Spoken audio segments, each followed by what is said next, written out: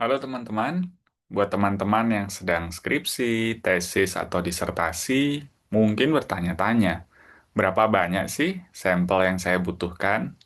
Apakah 30 sudah cukup? 50, 100, atau mungkin butuh 300? Atau mungkin 1000? Mungkin beda-beda ya, tergantung dengan desainnya. Kalau kita hitung akan ketemu berapa. Tapi coba deh dipikir, kira-kira kalau suatu penelitian yang kita tahu dananya terbatas, kita memilih untuk melakukannya hanya pada 5 orang. Tentu kita sepakat bahwa itu terlalu kecil. Bagaimana dengan 20 atau 25? Mungkin masih bisa dibilang masih kecil, tapi lebih baik dari 5 tentu saja. Ingat bahwa ada salah satu yang mudah diingat adalah ada angka 30 yang sudah dianggap sebagai bilangan besar. Secara matematis tentu saja. Kita akan bisa mendebatkan bahwa enggak sih 30 itu sedikit gitu. Dan seringnya demikian gitu. Jadi kalau sampelmu cuma 30, secara matematika itu di hampir besar gitu. Mungkin kalau 31 secara matematis sudah bisa digolongkan pasti besar.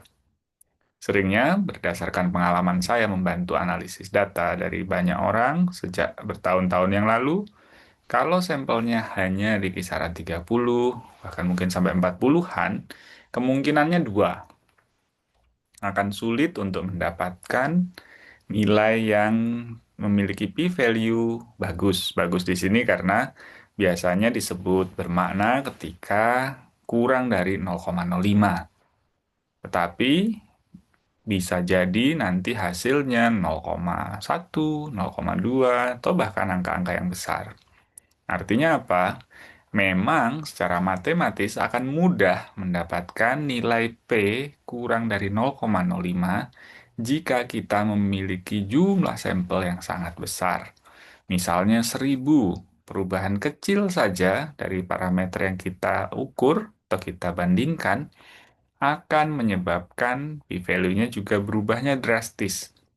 Artinya akan lebih mudah mendapatkan hasil yang bermakna. Sehingga ketika ditarik tadi ke jumlah sampel misalnya 30 atau kurang, tentu akan sulit mendapatkan angka p-value yang kurang dari 0,05. Ini membawa ke masalah kedua, yaitu ketika dengan sampel kecil kita mendapatkan suatu hasil yang nilainya signifikan atau p-value-nya kurang dari 0,05, malah kita juga harus berhati-hati. Kok bisa dia mendapatkan hasil yang secara statistik signifikan? Jadi ya memang serba salah ketika kita pakai sampel cuma 30. Sehingga untuk kalau dibilang rule of thumb atau hitungan kasar atau bisa kita bilang untuk latihan, ya sebaiknya oke lah kalau tahap awal 30, tapi kita harus ingat bahwa kemungkinan akan memiliki hasil yang p-value-nya besar, atau justru ketika p-value-nya kecil, kurang dari 0,05, kita harus hati-hati menginterpretasikan hasilnya. Berapa dong kalau gitu sampel yang oke? Mungkin kalau batasannya hanya biaya, ya disesuaikan saja, nggak apa-apa. Apalagi ketika untuk S1, yang memang perlu latihan, tapi kadang dana penelitiannya terbatas, mungkin tetap di 30 pun tidak apa-apa dengan dua catatan tadi. Kalau uangnya bisa untuk menambah jumlah sampel, ya sampai dimaksimalkan, bisa dapat berapa sampel. Misalnya 60 atau 100. Sehingga konon ada patokan ringkas untuk anak S1 atau D3 atau D4, cukuplah di kisaran 30-40.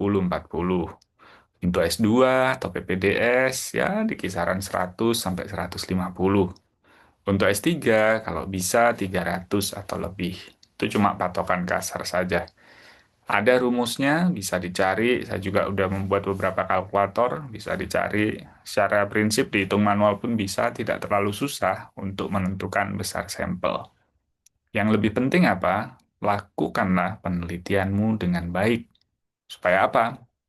Supaya bisa ditiru, supaya bisa diulangi, supaya bisa dikonfirmasi, Bahkan nanti dilanjutkan. Jika memang hasil awalnya dengan 30 sampel bagus, ya tidak apa-apa. Mungkin nanti bisa dibuktikan lagi dengan nambah 30 sampel lagi, dan seterusnya.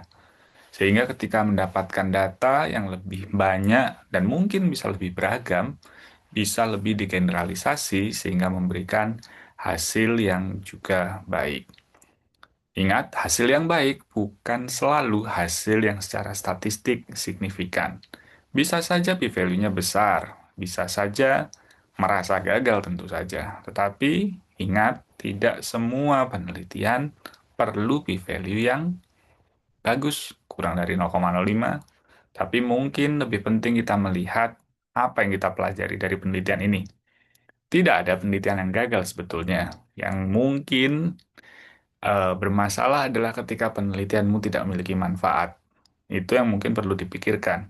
Hasilnya berlawanan dengan teori, hasilnya p-value-nya besar. Itu bukan masalah besar. Itu wajar saja dalam semua penelitian bisa terjadi seperti itu.